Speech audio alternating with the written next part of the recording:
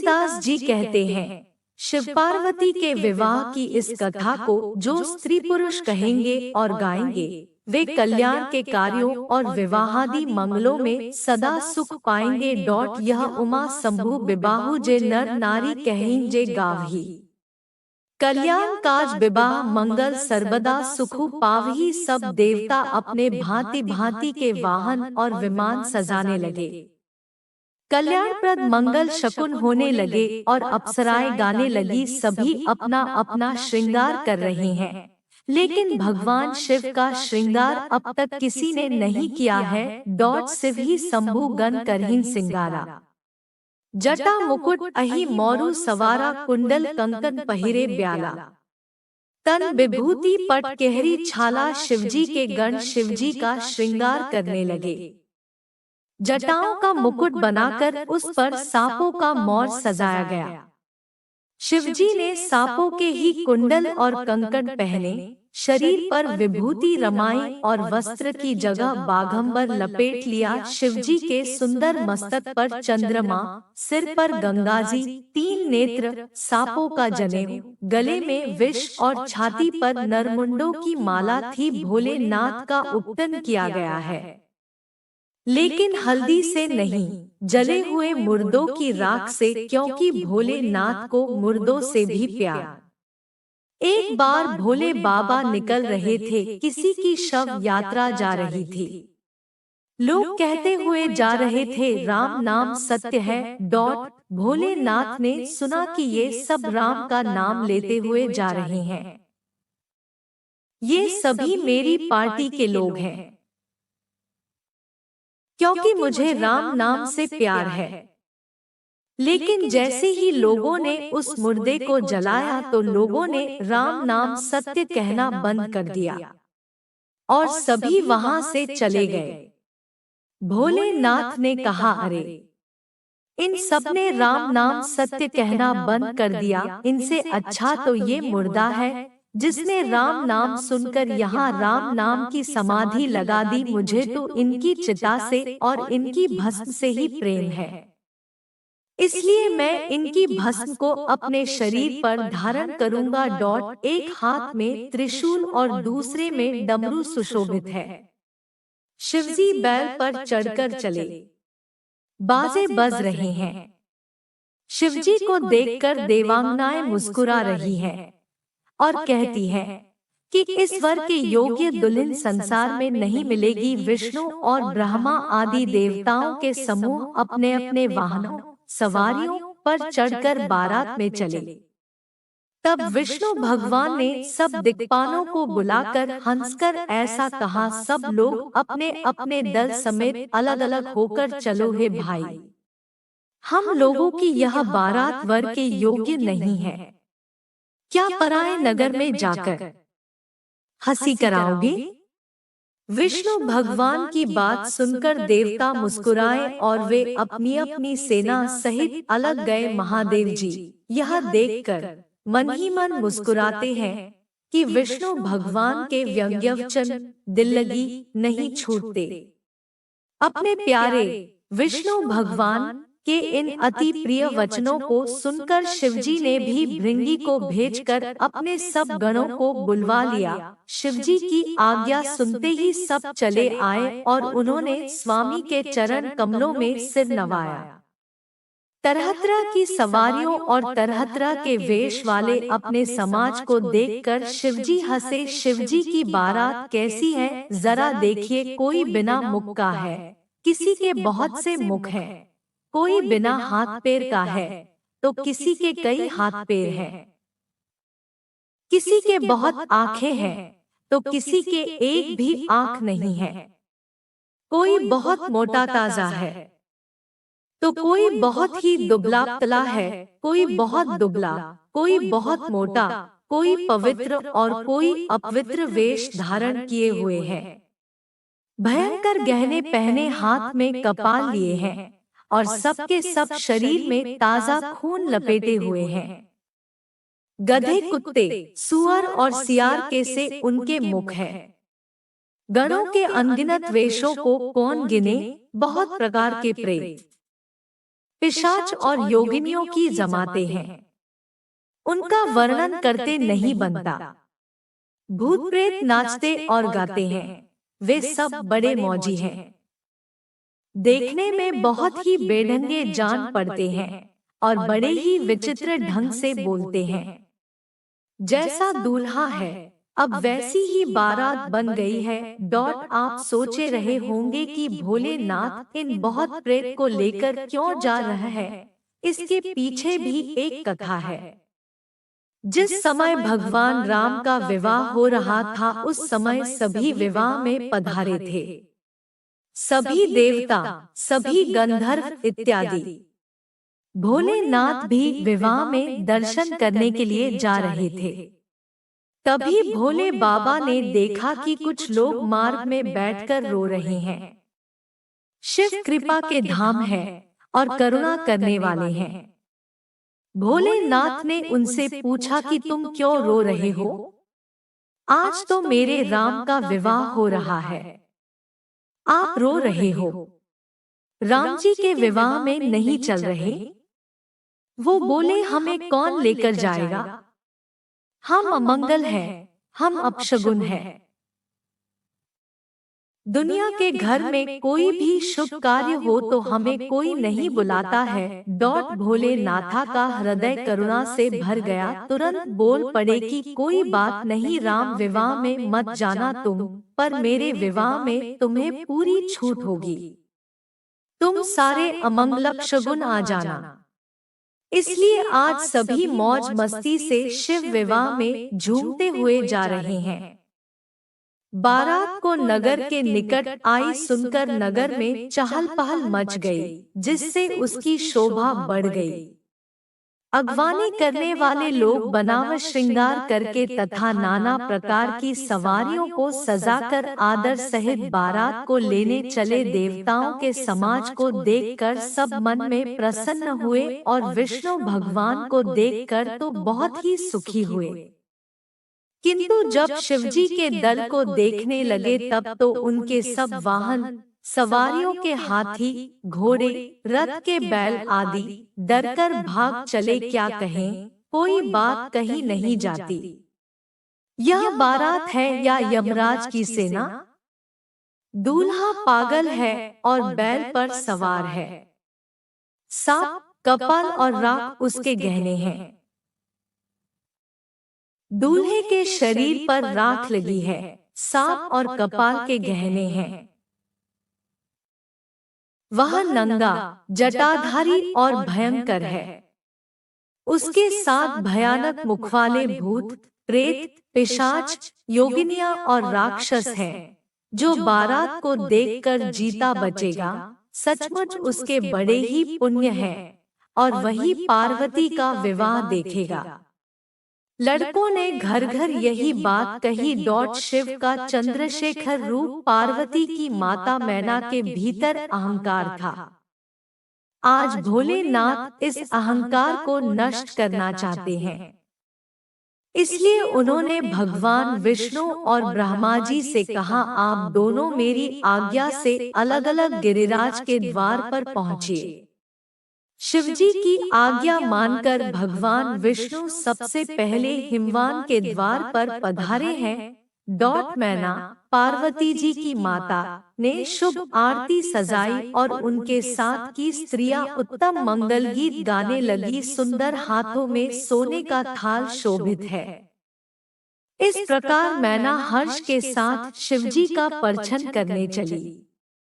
जब मैना ने विष्णु के अलौकिक रूप को देखा तो प्रसन्न होकर नारद जी से पूछा, है नारद, क्या ये ही मेरी शिवा के शिव हैं? नारद जी बोले, नहीं, ये तो भगवान है, श्री हरि है। पार्वती के पति तो और भी अलौकिक है। उनकी शोभा का वर्णन नहीं हो सकता है। इस प्रकार एक एक देवता आ रहे हैं। मैना उनका परिचय पूछती है और नारद जी उनको शिव का सेवक बताते हैं। फिर उसी समय भगवान शिव अपने शिवगणों के साथ पधारे हैं। सभी विचित्र वेशभूषा धारण किए हुए हैं। कुछ के मुख ही नहीं है और कुछ के मुख ही मुख है। उनके बीच में भगवान शिव अपने नाग के साथ पधारे हैं। अब भोले बाबा से द्वार पर शगुन मांगा गया है। भोले की भैया शगुन क्या होता है? किसी ने कहा कि आप अपनी कोई प्रिय वस्तु को दान में दीजिए। भोले बाबा ने अपने गले से सर्प उतारा और दान दे दिया। शगुन मांग रही थी, वही मूर्छित हो गई। इसके बाद जब महादेव जी को भयानक वेश में देखा तब तो स्त्रियों के मन में बड़ा भारी भय उत्पन्न हो गया। बहुत ही डर के मारे भागकर वे घर में घुस गई और शिवजी जहां जनवासा था वहां चले गए। कुछ डर के मारे कन्या पक्ष मैना जी वाले मूर्छित हो गए हैं। जब मैना जी को होश आया है तो रोते हुए कहा, चाहे कुछ भी हो जाए मैं इस भेष में अपनी बेटी का विवाह शिव से नहीं कर सकती हूँ।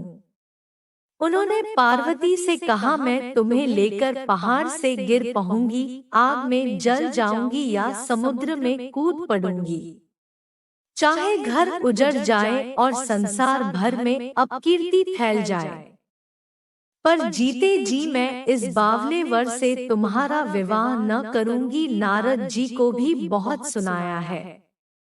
मैंने नारद का क्या बिगाड़ा था, जिन्होंने मेरा बसता हुआ घर उजाड़ दिया और जिन्होंने पार्वती को ऐसा उपदेश दिया कि जिससे उसने बावले वर के लिए तप किया। सचमुच उनके न किसी का मोह है, न माया, न उनके धन है, न घर है और न स्त्री ही है। वे सबसे उदासीन है, इसी से वे दूसरे का घर उजाड़ने वाले हैं। उन्हें न किसी की लाज है, न डर है। भला बाज स्त्री प्रसव की पीड़ा को क्या जाने। ये सब सुनकर पार्वती अपनी माँ से बोली, हे माता, कलंक मत लो, रोना छोड़ो, यह अवसर विषाद करने का नहीं है। मेरे भाग्य में जो दुख सुख लिखा है उसे मैं जहाँ जाऊंगी वहीं पाऊंगी। पार्वती जी के ऐसे विनय भरे कोमल वचन सुनकर सारी स्त्रियां सोच करने लगी और भांति भांति से विधाता को दोष देकर आंखों से आंसू बहाने लगी। फिर ऐसा कहकर पार्वती शिव के पास गई है और उन्होंने निवेदन किया है भोलेनाथ, मुझे सभी रूप और सभी वेश में स्वीकार हो। लेकिन प्रत्येक माता पिता की इच्छा होती है कि उनका दामाद सुंदर हो, तभी वहां विष्णु जी आ जाते हैं और कहते हैं, पार्वती जी आप चिंता मत कीजिए। आज जो भोले बाबा का रूप बनेगा उसे देखकर सभी दांग रह जाएंगे। आप ये जिम्मेदारी मुझ पर छोड़िए। अब भगवान विष्णु ने भगवान शिव का सुंदर श्रृंगार किया है और सुंदर वस्त्र पहनाए हैं। करोड़ों कामदेव को लज्जित करने वाला रूप बनाया है भोले बाबा का। भोले बाबा के इस रूप को आज भगवान विष्णु ने चंद्रशेखर नाम दिया है। बोलिए चंद्रशेखर शिव जी की जय। इस समाचार को सुनते ही हिमाचल उसी समय नारद जी और सप्तऋषियों को साथ लेकर अपने घर गए। तब नारद जी ने पूर्व जन्म की कथा सुनाकर सबको समझाया और कहा कि हे मैना, तुम मेरी सच्ची बात सुनो। तुम्हारी यह लड़की साक्षात जगज्जनी भवानी है। पहले ये दक्ष के घर जाकर जन्मी थी, तब इनका सती नाम था। बहुत सुंदर शरीर पाया था। वहां सती शंकर जी से ही ब्याही गई थी। एक बार मोहवश इन्होंने शंकर जी का कहना नहीं माना और भगवान राम की परीक्षा ली। भगवान शिव ने इनका त्याग कर दिया और इन्होंने अपनी देह का त्याग कर दिया। फिर इन्होंने आपके घर पार्वती के रूप में जन्म लिया है। ऐसा जानकर संदेह छोड़ दो। पार्वती जी तो सदा ही शिवजी की प्रिया अर्धांगिनी है। और आप ये भी चिंता ना करो कि भोले बाबा का रूप ऐसा है। ऐसा जानकर संदेह छोड़ दो। पार्वती जी तो सदा ही शिवजी की प्रिया अर्धांगिनी है। आप देखना भोले बाबा के नए रूप को, जिसे भगवान हरि ने स्वयं अपने हाथों से सजाया है। तब नारद के वचन सुनकर सबका विषाद मिट गया और क्षण भर में यह समाचार सारे नगर में घर घर फैल गया। तब मैना और हिमवान आनंद में मग्न हो गए और जैसे ही भगवान शिव के दिव्य चंद्रशेखर रूप का दर्शन किया है, मैंने मैया तो देखते ही रह गई। उन्होंने अपने दामाद की शोभा देखी और आरती उतारकर घर में चली गई। शिव पार्वती विवाह नगर में मंगल गीत गाए जाने लगे और सबने भांति भांति के सुवर्ण के कलश सजाए। जिस घर में स्वयं माता भवानी रहती हो, वहाँ की जोनार भोजन सामग्री का वर्णन कैसे किया जा सकता है। हिमाचल ने आदर पूर्वक सब बारातियों, विष्णु, ब्रह्मा और सब जाति के देवताओं को बुलवाया। भोजन करने वालों की बहुत सी पंक्तियां बैठी। चतुर रसोइये परोसने लगे। स्त्रियों की मंडलियां देवताओं को भोजन करते जानकर कोमल वाणी से गालियां देने लगी और व्यंग्य भरे वचन सुनाने लगी। देवगण विनोद सुनकर बहुत सुख अनुभव करते हैं, इसलिए भोजन करने में बड़ी देर लगा रहे हैं। भोजन कर चुकने पर सबके हाथ मुंह धुलवाकर पान दिए गए। फिर सब लोग जो जहां ठहरे थे वहां चले गए। फिर मुनियों ने लौटकर हिमवान को लगन पत्रिका सुनाई और विवाह का समय देखकर देवताओं को बुला भेजा। वेदिका पर एक अत्यंत सुंदर दिव्य सिंहासन था। ब्राह्मणों को सिर नवाकर और हृदय में अपने स्वामी श्री रघुनाथ जी का स्मरण करके शिवजी उस सिंहासन पर बैठ गए। फिर मुनीश्वरों ने पार्वती जी को बुलाया। सखियां श्रृंगार करके उन्हें ले आईं। पार्वती जी को जगदम्बा और शिवजी की पत्नी समझकर देवताओं ने मन ही मन प्रणाम किया। भवानी जी सुंदरता की सीमा है। करोड़ों मुखों से भी उनकी शोभा नहीं कही जा सकती। सुंदरता और शोभा की खान माता भवानी मंडप के बीच में जहां शिवजी थे वहां गई। वे संकोच के मारे पति शिवजी के चरण कमलों को देख नहीं सकती, परंतु उनका मन रूपी भंवरा तो वहीं रसपान कर रहा था। मुनियों की आज्ञा से शिवजी और पार्वती जी ने गणेश जी का पूजन किया। मन में देवताओं को अनादि समझकर कोई इस बात को सुनकर शंका न करे कि गणेश जी तो शिव पार्वती की संतान है। अभी विवाह से पूर्व ही वे कहां से आ गए। पर्वतराज हिमाचल ने हाथ में कुश लेकर तथा कन्या का हाथ पकड़कर उन्हें भवानी शिवपत्नी जानकर शिवजी को समर्पण किया। जब महेश्वर शिवजी ने पार्वती का पाणिग्रहण किया, तब इंद्रादि सब देवता हृदय में बड़े ही हर्षित हुए। श्रेष्ठ मुनिगण वेद मंत्रों का उच्चारण करने लगे और देवगण शिवजी का जय जयकार करने लगे। अनेकों प्रकार के बाजे बजने लगे। आकाश से नाना प्रकार के फूलों की वर्षा हुई। शिव पार्वती का विवाह हो गया। सारे ब्रह्मांड में आनंद भर गया। बहुत प्रकार का दहेज देकर फिर हाथ जोड़कर हिमाचल ने कहा, हे शंकर, आप पूर्ण काम है, मैं आपको क्या दे सकता हूँ। इतना कहकर वे शिवजी के चरणकमल पकड़कर रह गए। तब कृपा के सागर शिवजी ने अपने ससुर का सभी प्रकार से समाधान किया। फिर प्रेम से परिपूर्ण हृदय मैनाजी ने शिवजी के चरण कमल पकड़े और कहा, नाथ उमा मम प्राण समग्रह किंकरी करे, क्षमेहु सकल अपराध अब होई प्रसन्न बरु देहु, हे नाथ। यह उमा मुझे मेरे प्राणों के समान प्यारी है। आप इसे अपने घर की टहलनी बनाइएगा और इसके सब अपराधों को क्षमा करते रहिएगा। अब प्रसन्न होकर मुझे यही वर दीजिए। शिवजी ने बहुत तरह से अपनी सास को समझाया। फिर माता ने पार्वती को बुला लिया और गोद में बिठाकर यह सुंदर सीख दी है, पार्वती तू सदा शिवजी के चरणों की पूजा करना, नारियों का यही धर्म है।